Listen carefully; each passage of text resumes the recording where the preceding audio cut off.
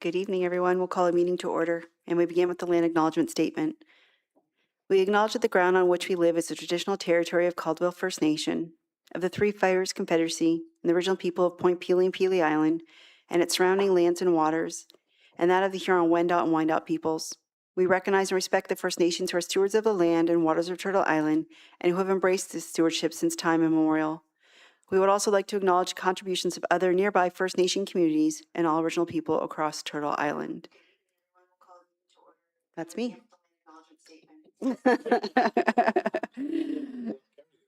Exactly. We'll now have a moment of silent reflection followed by the playing of the national anthem.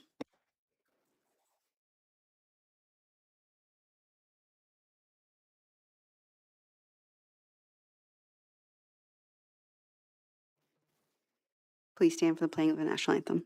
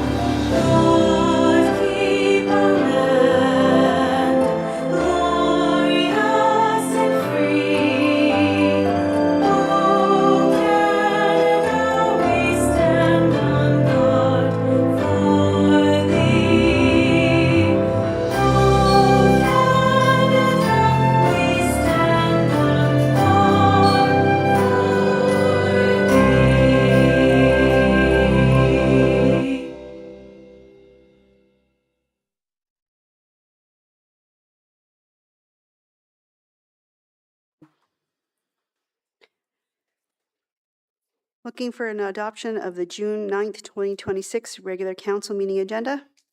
Moved by Councillor Carrick, support by Councillor Richo-Spagnuolo. All in favor? That carries. Any disclosures of opinion interest?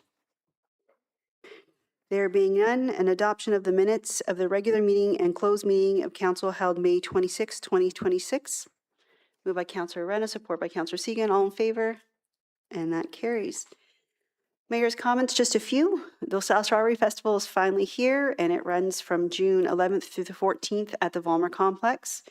A reminder, tomorrow evening is our strawberry cleaning, which takes place at the Event Center from 6 to 9 p.m. No sign-up is required. If you'd like to help, just show up, and we will also be giving volunteer hours for our high school students. I encourage everyone also to join council on Thursday for opening ceremonies under the big tent beginning at 6:30 p.m. And afterwards, enjoy Toonie Night and the Midway and kick off another great Strawberry Festival weekend. For tickets, hours, entertainment schedules, fireworks, and the full event lineup, visit the Strawberry Festival page on the town website, and we hope to see everyone there. I also want to remind residents about an upcoming open house regarding two important community planning initiatives, exploring potential expansion options for the Vollmer Center and round 2 of the Transit Master Plan. Administration will be available at the Vollmer Center on Monday, June 15th from 10 a.m. to 12 p.m. and again from 4 p.m. to 8 p.m. to answer questions, share information, and gather feedback from residents before any decisions are made. Residents can also learn more and complete a survey online through the town's website and Place Speak, and we encourage everyone to participate and share their thoughts. And finally, I want to highlight the upcoming LaSalle Senior Expo 2026. The event will take place on Wednesday, June 17th from 1 to 4 at the Event Center at LaSalle Landing. The event is free, and it returns for a second year following a very successful launch in 2025. This year, more than 80 booths will be on site offering information about local programs, services, resources, health and wellness opportunities, and much more. For additional information, again, visit our town website. That's all I have for Mayor's comments. We don't have any public meetings in our hearings or presentations or delegations, so we go into H1, which is staff reports, voter help center schedule for the 2026 municipal election, and we'll go to our policy and legislative coordinator, Ms. Dylan Mickle. Thank you, Mayor Meloche. At the April 8th, 2025 council meeting, administration was directed to review options for establishing a voter help center at town facilities in addition to the one that is held at the LaSalle Civic Center. A voter help center provides eligible electors with in-person support to register to vote, update their voter information, obtain a voter information letter, or receive assistance with the online voting process. Traditionally, we have only offered this service here at the LaSalle Civic Center during the voting period. Currently, what we are proposing to do is have pop-up locations in addition to the Voter Help Center that will be at the LaSalle Civic Center during the voting period. We will have a pop-up location at the Vollmer Complex and the Event Center, which will allow for easier access for electors in all geographic areas of LaSalle. The 2026 election will be conducted using the online voting method, consistent with the approach used in the 2025 municipal by-election. This method allows electors to cast their ballot from any location at any time throughout the voting period using a connected device. The voting period will begin on Friday, October 16th at 10 a.m. and closes on Monday, October 26th at 8 p.m. The LaSalle Civic Center Voter Help Center is going to remain open every business day of the voting period, and the pop-up locations will operate on selected dates for additional assistance. In the tables in the report, the LaSalle Civic Center will be open beginning Friday, October 16th through to Monday, October 26, 2026, business days only. There will be some evenings with extended hours beyond 4:30 p.m. The pop-up at the Vollmer Complex will be held on Saturday, October 17th from 1 p.m. to 4 p.m., as well as Saturday, October 24th from 9 a.m. to 12 p.m. And then we will have a pop-up location at the Event Center on Thursday, October 22nd from 4 p.m. to 7 p.m. We will be collecting statistics on the number of visitors at all locations, and we will report back to council in the post-election report with these numbers. Throughout the voting period, the LaSalle Civic Center Voter Help Center will require a minimum of 4 on-site staff for coverage. The pop-up locations will require 3 staff and will need to be supported by 1 staff member from the Division of IT. On voting day, staffing needs will increase due to the potential of high volume of electors. We will be having 4 staff members specifically working on voter registration and voter information letters, 4 staff members providing support for the online voting system, greeters posted at each entrance to guide traffic, floaters for coverage during breaks, staff to answer phones and emails, and IT support throughout the day. In addition to the voter help centers, council services staff and IT staff will attend the 2 local retirement homes during the voting period to provide on-site assistance to the electors there. As these locations operate on different schedules and will overlap, additional staff from other departments will be required to ensure full support. The majority of the required hardware was procured for the 2025 by-election, and we will need to procure 1 additional laptop, which will be supplied by the Division of IT. Any additional costs with the election will be funded through the election reserve. If there are any remaining costs, the difference will be funded through the tax stabilization reserve. And this is not expected to impact the current operating budget. And the recommendation with this report is to receive it. That's all. Thank you very much. Members of council, Councillor Renham. First of all, I'd like to thank you guys for providing the pop-up locations. I think that's a great initiative to get out into the community so that people can vote closer to where they live. And I have some people in the family that are challenged with mobility and things like that. So offering those extra stops are very helpful. And for the extra hours and everything, I think we saw in the last election how well Team LaSalle pulled together. I think I saw pretty well every staff member at some point in here helping out with the process. So good job back then, and I'm sure it will go smoothly this time. I have full faith in what you guys do, so thank you. Deputy Mayor. Thank you, Your Worship. Through you, just want to make sure I have 1 person who saw this on the agenda and said, my mother is hard of sight and requires assistance reading things. I just want to make sure that I know that we do an outstanding job in accommodating people with who have requirements. And just, can you speak to the accessibility that we'll have to assist folks that may need it? Thank you, through you, Mayor Malash. We will have an accessible voting station. We do provide items such as a mouse to use, a touch screen, stylus, pens to touch the screen if that's necessary, magnifying glasses. We do also have staff who are able to assist if needed, or if somebody requires a friend or a family member that they would like to come in to assist with the voting process, they're able to do that as well. Thank you, Your Worship. Counselor Burns? Thank you. Again, on Mike's question, I know a gentleman, he can see, but he couldn't read anything on this sheet. So what he is going to need is somebody there, and he'll tell you who he's going to vote for, and then you would mark the X in those locations. I can take him, but I can't be in that booth with him. And I don't know who else would take him. But I can bring him to a polling station, but he's going to need that type of assistance to vote. So that will be available then.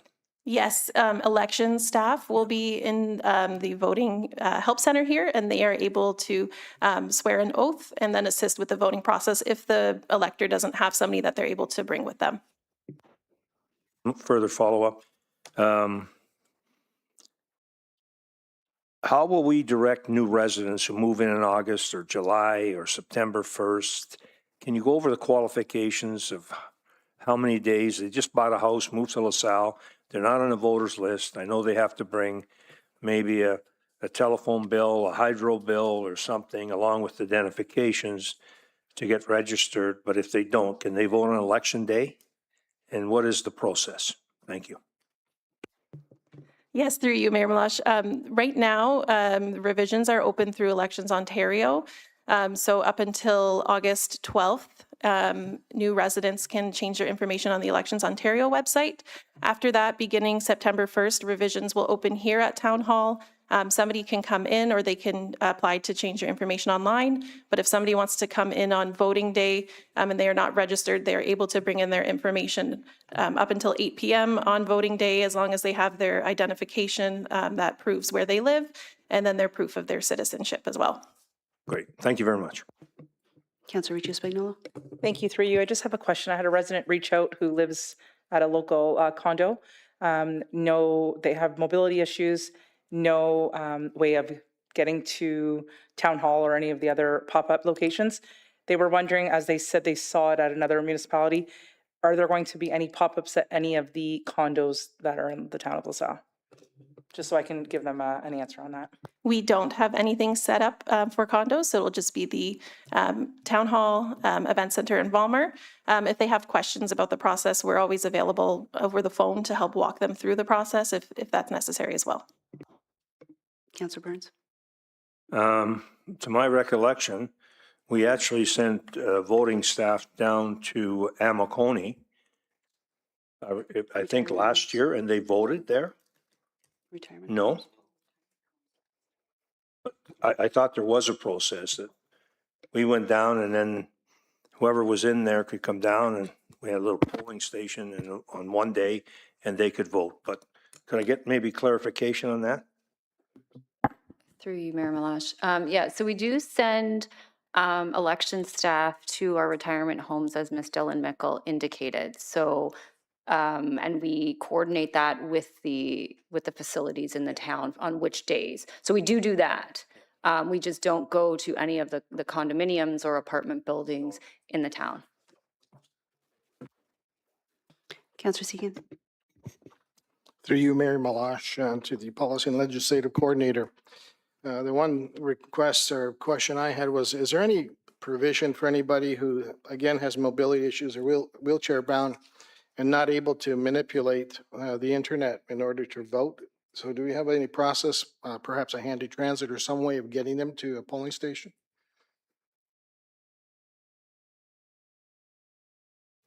Thank you for the question. We haven't had that issue arise as of yet. We have had individuals get rides to the town. I mean, certainly if there's a mobility issue where an individual can't get to the town and they can't vote on their own, if they contact us, we can certainly make arrangements with them to assist them and facilitate their voting. Thank you, much appreciated. Any other questions or comments? There being none, the recommendation is that the report of the Policy and Legislative Coordinator dated May 7, 2026, CS-2026-09 regarding the Voter Help Center schedule for the 2026 municipal election be received. Councillor Segan and support by Councillor Reno. All in favor? And that carries. Item 2 is the update to our facility rentals ice surface use policy, and it's our Director of Culture and Recreation, Ms. Finero. Thank you, and good evening, Madam Mayor and members of council. This is an update to the ice surface use policy, which sets the rules for how ice is booked, managed, and used. It was last updated in 2024, and it is reviewed regularly to stay current. Staff have identified there were some areas needing some clearer rules based on our day-to-day experiences, and along with making some updates responding to changing user needs and expectations. So along with feedback from some of our user groups, we identified some practices that needed to be formally written into the policy. Overall, the updates improve clarity, consistency, and day-to-day operations. A summary of the changes are as follows. We have a new 7-day deadline to confirm any reallocated ice so that unused ice time can be reassigned quickly. We are allowing groups to flag dates that they don't need in advance without a penalty so that the town can rebook that ice time. During in-season ice, there is still no cancellations allowed, with 2 exceptions, as I just said, any planned schedule changes that are flagged in advance, as well as any school groups. If board-provided transportation is canceled for the day, we will allow those groups to reschedule ice, provided that the ice is available. We've changed the deadlines for ice requests, and they're now due 2 months before each season. And we've just updated the language around the practices of removing the nets during ice resurfacing, indicating that the person who does move the nets needs to be 16 years of age or older, and that others need to remain off the ice during resurfacing. And we added some new rules around championship banners, just to manage the limited space that is available in hanging those banners. And that summarizes the changes and concludes my report. I'm available if you have any questions. Thank you. Members of council. Councillor Segan? Through Mayor Malash, the first question is section 4.2.2. Maintenance of ice surface. You have here, users may not make any alteration, change, or repair to an ice surface or facility without written permission from the town. As you probably know, if there's huge divots in the ice, referees and coaches will sometimes during practice sessions fix the ice, fill it with snow and ice and water, and then smooth out the holes. Is this policy that extreme where they're not able to do that? Thank you for the question, Councillor Sagan. I'm sorry, can you just repeat this section again, just so I can look at it? I Yep. didn't have that up on my screen. Sure. 4.2.2.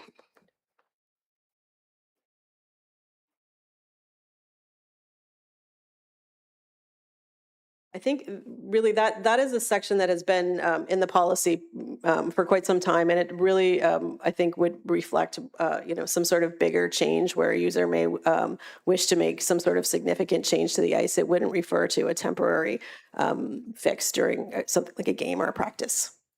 Thank you. And I just one further question. Section 4.4.3.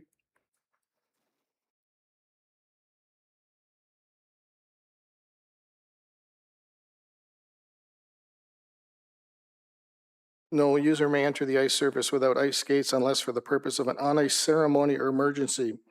Sometimes we have coaches who will have their regular street shoes go and move the nets and so forth. So is that not permitted?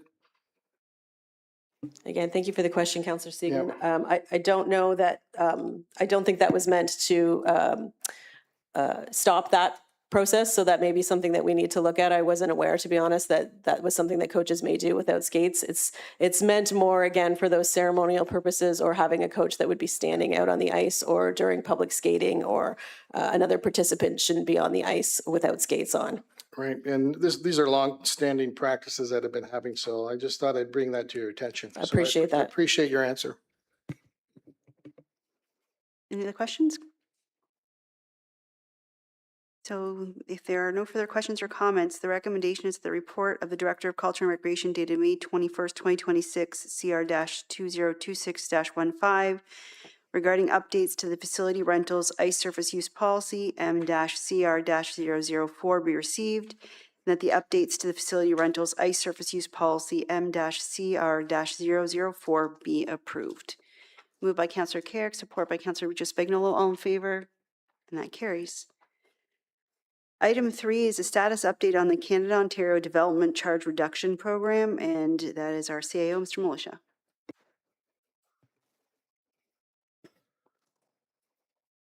Thank you. Good evening, members of council. I'm just sharing my screen, so hopefully that successful in doing that.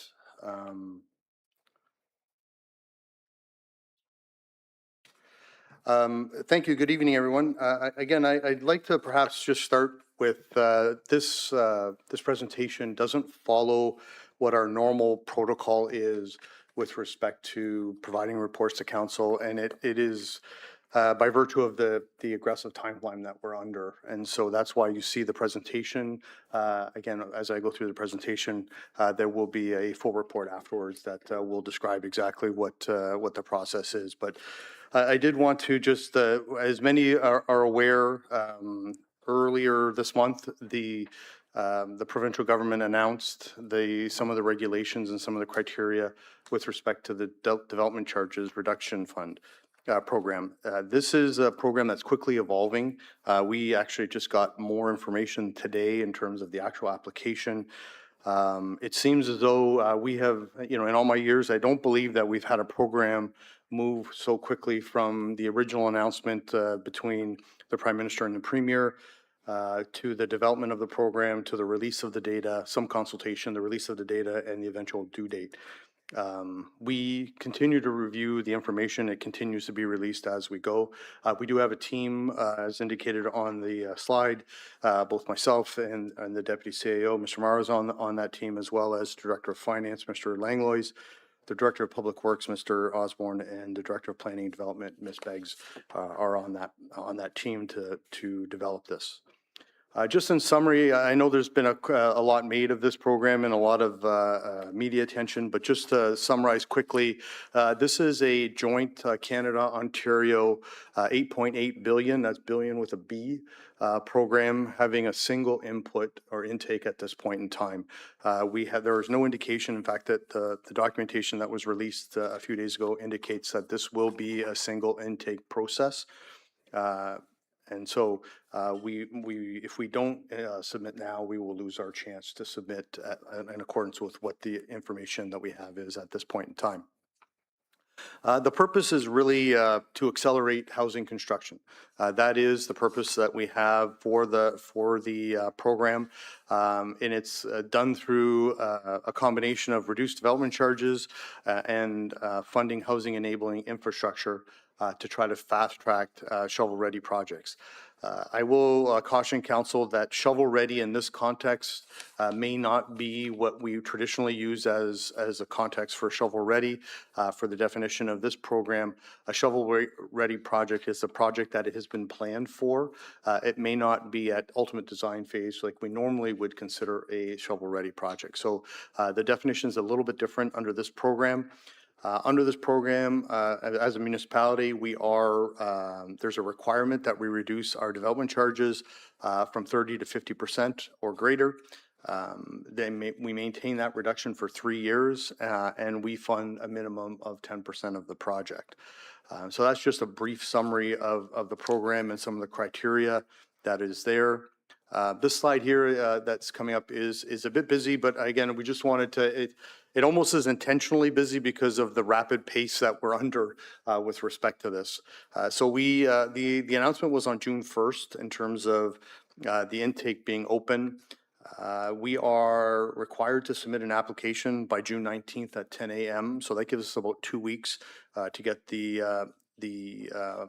application and all the background material available and input into the program. I believe just today they uploaded the application form to actually apply at this point in time.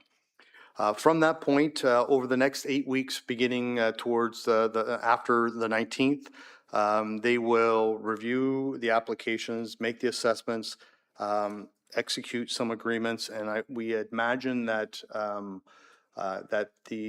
that the announcement will likely, the provincial government seems to like to make announcements close to the AMO conference in mid to late August. So we expect that that is the timeline that we're seeing here. So after we submit, the provincial government and the federal government will have 8 weeks to review the applications.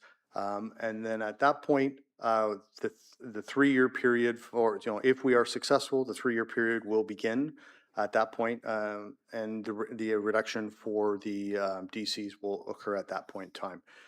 We must, at the very latest, start construction by July 2030, and we need to be completed by October 2035. Those are the requirements. We can start before that and we can end before that, but we need to be under construction by 2030, July, mid-year 2030, and be finished late in the year and by 2035. There's a lot of information there that certainly, again, we can provide at a later date as part of our fulsome report to council, but at this point in time, in terms of the presentation, it's suffice to say, again, we are under a pretty aggressive timeline when it comes to this program. So we have reviewed this internally just over the past few days, and we have identified 2 projects that will likely meet the eligibility requirements as we know them today. The first is the Reham District project, and in summary, it's the extension of Reham Road to align with Sandwich West Parkway from in the east, and as well as the extension of Ellis Street down from Suzanne to Beaufort. We have the piece north of Suzanne has already been constructed, and the piece south of Beaufort has also been constructed. And this would include all the lands, which is a new eligible item under this program, which normally land is not eligible, but it is eligible under this program, and all the associated infrastructure. So road, water main, sanitary, and all the likes that you would see as a normal project. The estimated cost, what we have at this point in time, is about 45 to 50 million. We are reviewing that and trying to refine that as part of the application process. This will unlock about 600 acres in that Reham district. So that's the area north of Reham Road, if you can imagine that. And I'll show a little slide just to give a visual representation of what's being done, and could potentially unlock 4,000 to 5,000 dwelling units in that area. 2 things that we'll see as we look at the graph or the map here, and the red line again. Please don't. This is not strategy engagement or our GIS department doing this slide. This is Joe doing this slide, and that's why it is incredibly simple. So the red outline is what you see as the corridors that we would identify as construction. Just to be fair, the roads will not be straight, but that's Joe doesn't know how to do all that, and so it's a straight line that you see there.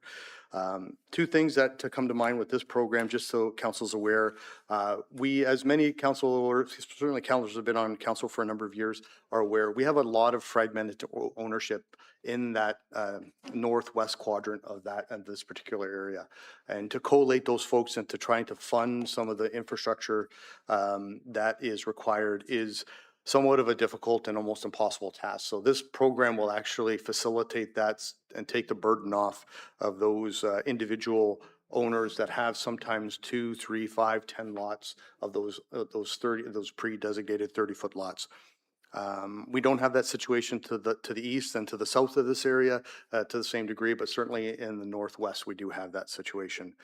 The other thing that this will do is we anticipate that with adding these 2 major corridors, we will alleviate some of the traffic on Malden Road. This has been contemplated as part of our transportation master plan as well. So we anticipate that as an ancillary benefit, we will see some benefits on Malden Road because of the construction of these 2 corridors. The second project is the sanitary capacity project, and what that is to expand the conveyance and the treatment capacity to service the municipality to full build out, which is about 75,000 residents. The cost of this is about $40 to $45 million. This will unlock approximately a sewage capacity for about 10,000 residents. It would be the last 10,000 residents that we have. We have enough water capacity to service the 75 or 80,000 build out number.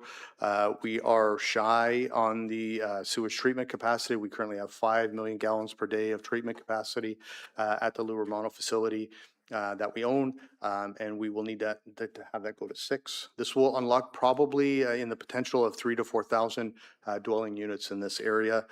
For those that aren't aware, we do have a current force main that runs along what used to be Highway 18 or Front Road or County Road 20, I think is the right 20 or 22. I never get that right in that area, and then eventually outlets right at the Lou Romano facility.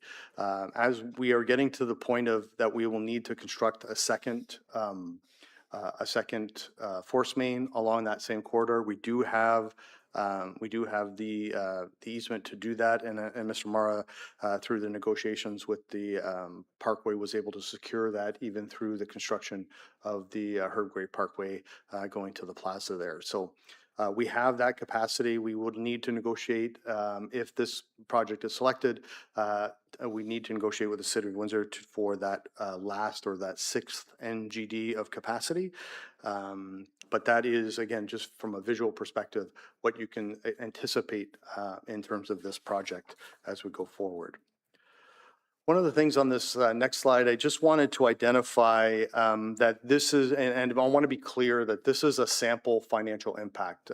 The impact will is again, we're running through that as we go through this project.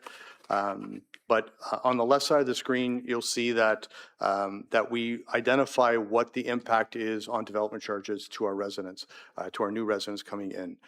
So as council is aware, as part of the development charges background report that we recently adopted and became in effect just late last month, I believe, council adopted the background study, but deferred the full implementation of the rate. We decided to keep the existing rate in for 2026, implement 50% of the rate increase in 2027, and the last 50% in 2028.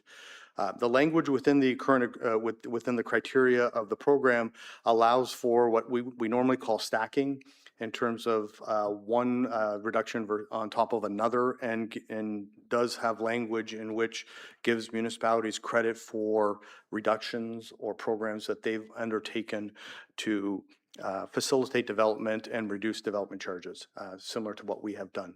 And so what you see here for under the single and semi, you'll see that the phase-in reduction is about $11,000 off of the full DC rate of just under 40. That is the 2026 rate, which is equal to the 2025 rate.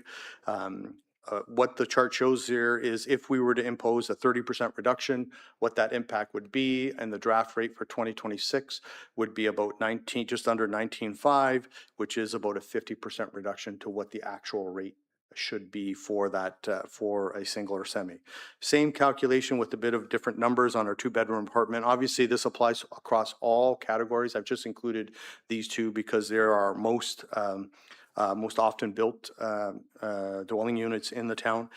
And so under the 2-bedroom apartment, same kind of reductions as you see down there, as opposed to the full rate of 23,000 or the council discounted rate of 15,000, that would get further discounted to just over $10,000 for a 55% reduction.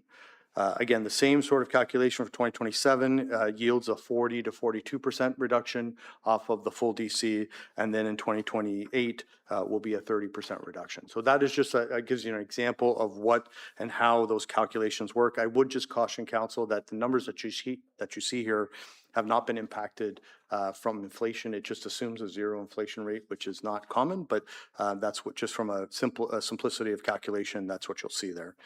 On the right side of the chart, you'll see kind of what the impact is to us in terms of a project value of, assuming a project value is about $50 million. What does that mean to us? Certainly, 90% of that will come from the senior government grants. There is some language within the agreement that dictates what's eligible for the provincial and the federal side. There are some slight deviations there that we'll need to be cautious of. But suffice to say, the 90% funding formula would, on a $50 million project, would give us about $45 million of grant money. And then the remaining $5 million would be funded through our DCs or property taxation reserves, some combination of that. Again, assuming that we are successful with a project, we will then come back with a financial plan on how we deal with the $5 million. But to be frank, I mean, we haven't seen 90% dollars ever.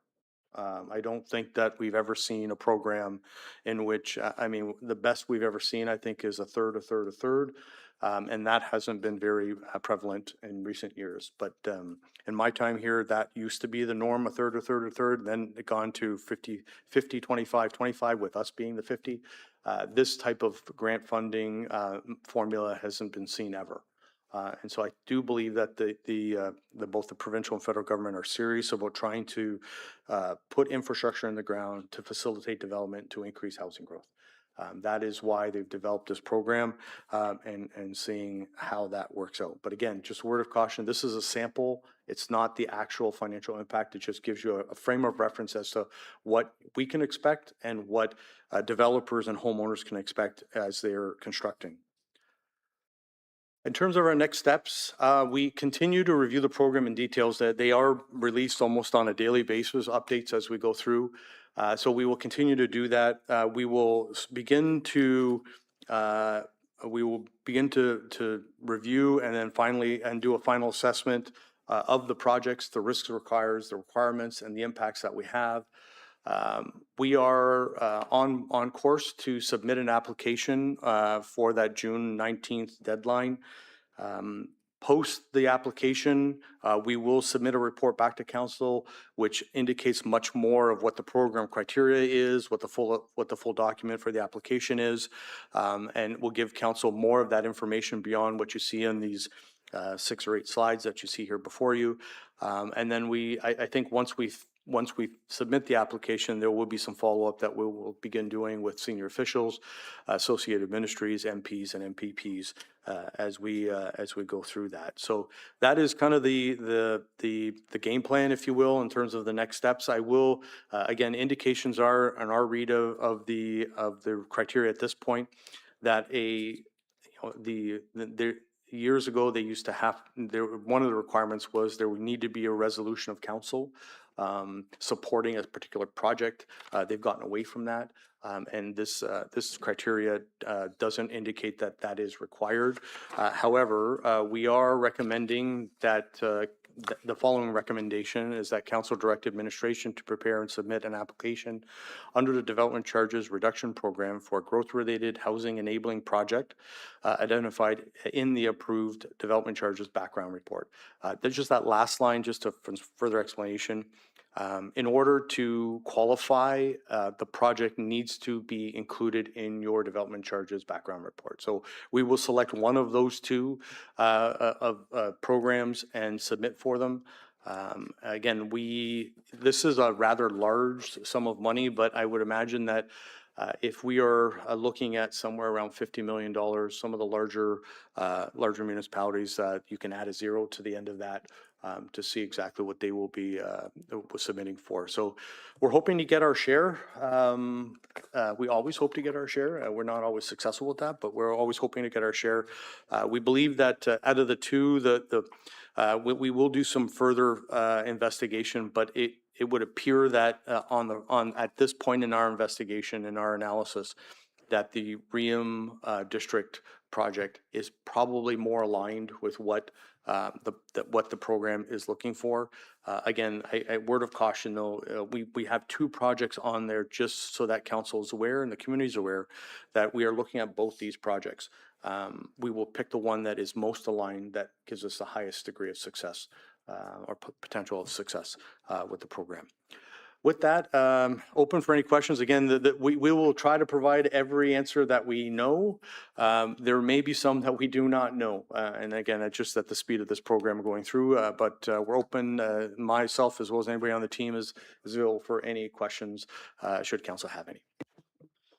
Thank you. Counselor Carrick? Thank you, Your Worship. First of all, I'd like to say thank you very much for getting this on the agenda as quick as you did. So thank you for that. Because, sorry. So the LDCs, that's our general LDC, right? So that's covers the whole town. That just doesn't cover this section. So, and then we got to come up with 10%. So I'm not saying the money's awesome. I mean, if we can get something like that, that's incredible money. There's no guarantees, but I just want to make it clear that it's not just this area that's being distracted from, it's the whole town. So as we go forward and we continue to lose that investment across everything, that we still have to come up with the 5 million or 10%. So that's going to have to come out of reserves or come out of the tax base. Just so we're clear so that, and I know you said that, but I just want to make sure in my own mind that we're still going to be on the hook if we do get something. And it isn't just specific area, like it isn't across the whole town. It's one specific kind of area, which is very beneficial, but the impact is huge across the rest of the LDCs. Thank you for the question. There's an impact to the town on twofold. The first is that we will have to come up with the 10%. The second is that we will be reducing the DCs by 30%, which will now become our responsibility. So the impact is large enough there. I would suggest, though, to get, again, on first blush, because we have done a lot of calculations about regarding, is this even worth it for us?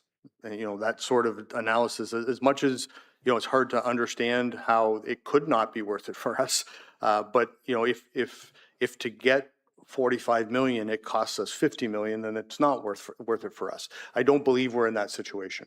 And that's one of the final kind of calculations that we'll have to do. But our initial calculations are that we believe that this will be beneficial for us. It will fast track some of the works that be done faster than we had anticipated. And just to be clear, it does apply across all residential classes. The 30% reduction I only showed two of the units, or the type of housing, but it does apply across the board. Okay, no, thank you. Certainly in favor, but just thank you for the clarification. Thank you. Counselor Reno?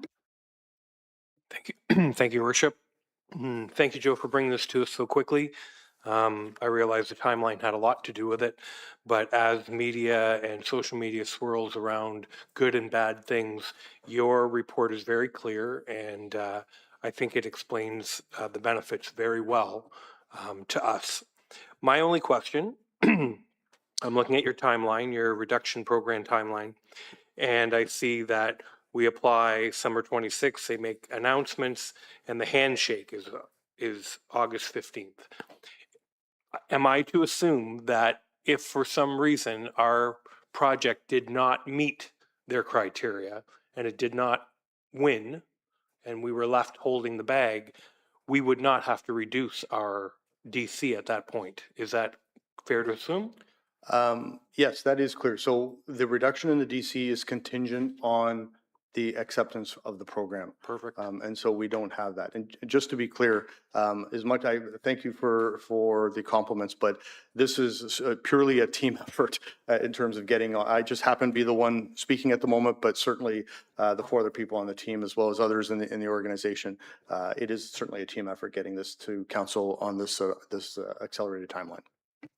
I would thank the other departments, but they blush too easy compared to you. You're straight-faced. Thank you. Deputy Mayor? Thank you, Worship. Through you to Mr. Militia and a member of the team. When I saw this, I pulled up, because I'm that guy, I went and I pulled up the document that the province set out that lists all of the eligible criteria. And I know that there's some things that we have coming later that we've discussed here and we've discussed with the public.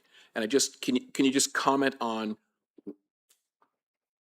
and again, your presentation explains the tight timelines, and I never want to put any of the professionals in a bit of a bind, but there's some things that are listed here that could maybe we think about. And again, I really appreciate what you've done, but when I see some of the things, I don't want us to have a subway. That would be kind of neat. but I looked at some of the things that we can build, fire stations, other stations, things of that nature, and I realized reading the document what shovel-ready means, because I've got very clear criteria as to what it means. So can you speak to why some of the plans that we have are not being put forth and why these ones are coming forth? So myself and other members of the public can understand some of the things that we've wanted and discussed are not included in your presentation, sir. Certainly,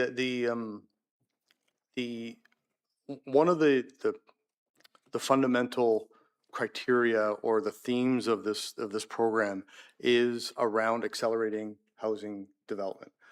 And so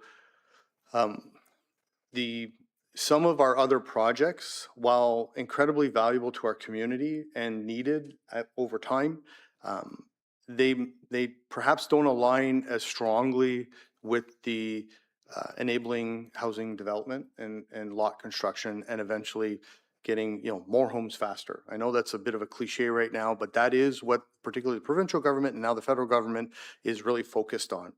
And so while those other programs, as you mentioned, some of them are within our development charge bylaws, those that aren't would be automatically excluded. But those that are, we are looking more towards those projects that will align most strongly with the senior government mantra of getting more and more housing built in the quickest possible timeline. Supplemental, Your Worship, I guess we speak about applying. I look at the bigger communities like the GTA and just the billions of dollars of infrastructure that they probably need to put in. And I realize the team is, you're not soothsayers and no one has a crystal ball. Percentage that you believe that we may be successful, can you speak to that at all? Or is this just, we've put our best proposal forward, this meets the criteria as you said, therefore we're doing what we can do to make sure we at least apply? Unfortunately, I will say that in previous grant applications, and I think the administrative support is a good example. The predecessor one was the recreational, it was called the RINC grant, I can't remember, Recreation Infrastructure, NC, I'm not sure what the NC stood for anymore, but those programs were, that program was a $200 million program that was subscribed to the tune of about $1 billion.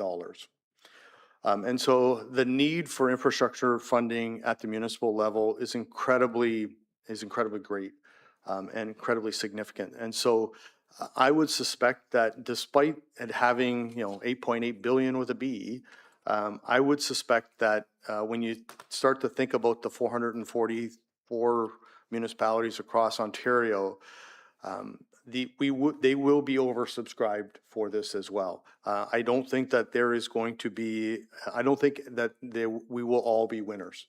There's no doubt about that. I suspect that if I was in their shoes, I would be looking at progressive communities that can construct quickly, that have their side of the coin available and ready, and that are in high growth areas. Those would be my criteria. If I was sitting in Queen's Park or in Ottawa, those would be my criteria. Who can do it? Who can do it the fastest? Who can do it the best? Who has the money to do it? And are there an area that are high growth? And so those would be my criteria. I think we cover the first three. Our economic growth here in Windsor-Essex, even Southwestern Ontario, has been slower than some of the areas. We're starting to pick up now. Hopefully, as the CUSMA negotiations continue, that will continue on. I'm not sure if it's going to make this timeline, though. That being said, I think they will take those things into consideration. So if I was in their shoes, that's what I would be looking for. Thank you. And I guess one through to Her Worship, what can we do to help? We're going to be seeing some of these politicians and other players. What should we do? What should we not do? What can we do to help move these projects forward in our capacity as supporting the team with what they've put forward? I guess after the application, and if we don't hear anything by August 15th, anybody attending AMO could take that opportunity to speak to members of parliament, just to let them know that we have put in an application and that we are willing to be part of this program to do what the province and Canada is looking for, which is additional housing and I guess just share that message with whoever we can at that point. Until then, I think part of the plan is, once we do get it submitted, we are going to reach out to our local MPPs and MPs and again, let them know that we are applying for this program and hopefully any guidance they could give us as well. Thank you, Your Worship. Any other, Councillor Burns? Thank you, Your Worship. Thank you, Mr. Militia, for bringing this forward. You said Ream Road would be your preference. My preference would be Ellis to take the pressure off of Normandy. So it would be project 2 versus the other one. So I hope when you bring the report back, whichever one you pick I'd like to know the pros and cons in both and why one would supersede the other. Because we know, even now, I mean, I live on Gulfview. I got to wait sometimes 5 minutes. It never happened to me in my life, but just depends on the traffic flows. And I understand it's part of Front Road, but I think in this core area, we're almost at capacity. And even when this road is done and we start putting new homes in the Howard Bouffard, it's just going to bring more congestion. So just a thought, and thank you for the efforts. And I think, yeah, we have to lobby everybody somehow. So maybe you can put a business plan together for that too, is that we do it properly and we do it as a team. So thank you and your team. Through you, Madam Mayor, just to be clear, the Ream District project includes the extension of Ream as well as the extension of Diot. So both those roads, that T that was on the graph, both those roads will be as part of one project. Oh, okay. Thank you. The second project is the sanitary capacity and conveyance program, which, you know, again, both are quite valid, both meet the criteria. We just believe that the Ream district project, which includes Ream and Diot, would be more applicable to what the program says. Thank you. And I Ream concur. and Ellis. Oh, Ellis and Diot will line up together. So we use those terms, much like we use Ream and Sandwich West Parkway. Okay. Deputy Mayor? Thank you, Worship. Mr. Burns has maybe raised a question. I'm just looking at the application process, and I realize, Mr. Militia, you might not have the luxury of having the application process in front of you, but Section 5.1 says, each eligible applicant may submit more than one application individually or jointly with other municipalities. Would we not submit both of them, sir, or do you believe that that might limit our chances? I just want to understand, and I realize they may choose one or the other, but if you could just comment to that to make sure I understand what the province has put out, sir. So we are aware of that particular section, and that is why you see two projects and you see the recommendation worded in the way it is. We are yet to determine whether it's advantageous for us to focus on one project versus two. I will say that traditionally, the advice that we've gotten when submitting projects, both from the ministry and our local representatives, have been to focus on one project. That has been the advice. I will also say that much like this program in terms of the funding formula is much different than what we're used to. I look to Mr. Langlois, but I don't believe that we come across very many programs which actually allow you to submit more than one project. So that language is in there for a reason. And so that's the part that we need to still do some assessment, review, and further investigation as to what is exactly, what are they trying to get to? Is that a not so subtle hint, or is that just language that they're putting in there, perhaps on a municipal specific side of things? So again, we have not discounted the opportunity to submit two projects, but I would also say that's under investigation at this point in time. Thank you, Your Worship. Any other questions or comments? Councillor Renner? Thank you. Just one for Dale. I mean, obviously the 90%, it all looks great on paper. You know, we seem to get a lot back more than we put out.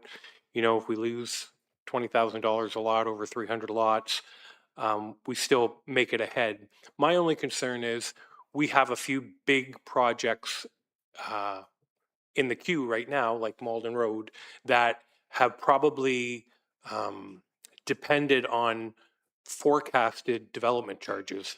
Do you see do you have any fear that the loss of the development charge revenue will affect any of the projects that we have in the queue right now? Yeah, we've spent a lot of time dissecting everything. But, you know, we only have to reduce our development charges for 3 years. It's not permanently. So historically, we've been collecting per year, say anywhere between $1 million and $2 million a year on average. So say, and rate, plus we had the holiday on the condos. So, say that's $4.5 million not collected over the life of a project. It's not going to break us. We're okay. After 3 years, we can adjust them back to their normal levels. And we've already committed to phasing in the current development charge over 2 years. So we've already reduced it. So on top of that, it's really not as big of an impact. We're not actually reducing it 50% more than what we have already reduced it. With that being said, couple more comments that I have on the multiple projects and whatnot. That I think there's been one other time where we've been able to, that I'm aware of, that we've been able to submit more than one project. We submitted 4 and we weren't successful. So that is good advice. And with the tight timeline of 10 days, there is quite a bit that's being requested, not just filling out the application. There's a bunch of other supporting documents. We can really, if we select one project, we can put our team, right now it's kind of, this is our priority over the next 10 days to make the best application possible, focus all of our efforts on a really good application, and hopefully we're successful in getting that. Thank you. Councillor Carrick? I don't want to beat this to death. I just some clarification. So for the second one, for the sewage capacity, we have capacity, right? So this isn't dire straits, even though it's a great project. The other one, we don't have the road built or any infrastructure there. So I'm just trying to weigh the odds. So I just want to make sure that I understand what's actually being said here. Yeah. So as we've been talking as a group, the capacity, as Mr. Militia mentioned, that what we currently have probably gets us to 60,000 or 65,000 population. So we're not going to see the benefits of that additional 10,000 population serving for a long period of time. And the federal provincial government want houses built quick. So adding Ream Road and the infrastructure along with that is going to allow us to build houses quick. The project has to be started no later than 2030 and be complete by 2035, which gives us appropriate timing to do that project. And once that's built, along with the other grant we received, looking over at my engineer friends and planning friends, I think that we can really hit the ground running with building those subdivisions in that area, which is going to accomplish the goals of the federal and provincial government. Thank you. Mr. Militia? Just further to your question, Councillor Carrick, you're absolutely right. We do have capacity at the Lou Romano plant. I would say that should we only apply for the Ream District project, we can, the capacity at the plant is something that we will need to acquire, but we have time to acquire. What we don't have as much time on is more in the near term, is the twinning of the force main. That the conveyance, meaning the pipe that gets more sewage from our pumping station number 1 to the plant, that timeline is probably more in the next, I will say, the short to midterm, as opposed to the capacity of the actual treatment. That's more in the long term. So again, should we get, look, I'll take $45 million anyway and get it. But that doesn't absolve us from the fact that we're probably going to have to move on the force main more quickly than the capacity, the treatment capacity. But we do have that available right now. It's not like we're at it. I can remember, and I think, I believe you and Councilor Burns were on council when we had the freeze back in the late 90s. So we are not in that position whatsoever at this point. Okay. No other questions or comments. Recommendation is that council directs administration to prepare and submit an application under the Development Charges Reduction Program for a growth-related housing enabling project identified in the approved development charges background report. Moved by Councillor Burns, support by Councillor Reno. All in favor? And that carries. Our consent agenda has 5 items. Is there anything anyone wants to pull out and speak to specifically? If not, we can approve it all together. Moved by Councillor Carrick, support by Councillor Segan. All in favor? And that carries. Committee matters, there's just the one, which is County Council highlights from May 20th, 2026. Any questions or comments? If not, the recommendation is that the County Council highlights dated May 20th, 26 be received. Moved by Deputy Mayor Capata, support by Councillor Reno. All in favor? And that carries. Questions and statements by council members? None? I do have one. Tonight, I'm seeking council support for a nomination to the Association of Municipalities of Ontario Board of Directors as a representative of the Small Urban Caucus for the 2026 to 2028 term. As everyone knows, AMO plays a critical role in advocating for municipalities across Ontario and in shaping policy discussions with the provincial government on issues that directly impact our residents, including infrastructure, housing, public safety, economic development, and municipal sustainability. So serving on that board would provide an opportunity to bring the perspective of LaSalle and other small urban communities to provincial discussions while ensuring our municipality remains engaged in conversations that help shape the future of local government in Ontario. So this evening, I am just looking for council's support for that nomination. I do have something prepared if you are interested once we have discussion. So any questions or comments? I would just make a motion that we support you to go to AMO. I commend you for doing that. And if administration has a motion, I'd be prepared to make that motion now. Thank you very much. Any other questions or comments? Deputy Mayor? I think that the discussion we had before on development charges is tied to this. We've said that the town of LaSalle doesn't get, how do we do? And I believe what you've done is you've simply said, we're going to try to do better. And you've identified a place where the voice of this community can be spoken directly into the ear of government. And I think, I know it's going to be more time consuming, but I understand the why, I understand the how. And like my friend, Mr. Burns, I'm fully supportive of you on this. And I also believe, my mom used to say, if you're not at the table, you're on the menu. And it's unfortunate that this municipality seems to have been on the menu for so many of the things we talked about. We discussed the lack of grants. I believe one of the administration talked about it. So if you're able to put the bug directly into the ear of government and speak on behalf of municipalities of our size and us, I'm fully supportive. Thank you.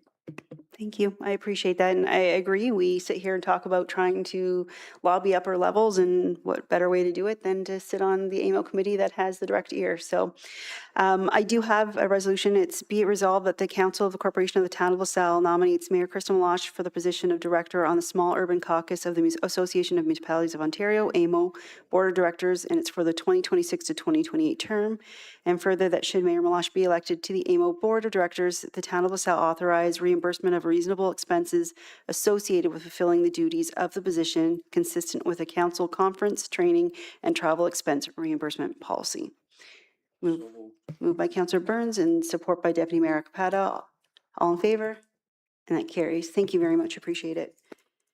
Any notices of motion? There being none, our next item is our closed session report out. So our first one is a report out from May 26, 2026 closed meeting of council. Council moved into closed session in accordance with section 239, section 2, subsection C and E of the Municipal Act 2001 to consider the following items. 1, a proposed or pending acquisition or disposition of land by the municipality or local board being property matters on Malden Road. Council received information from administration and no further action was taken.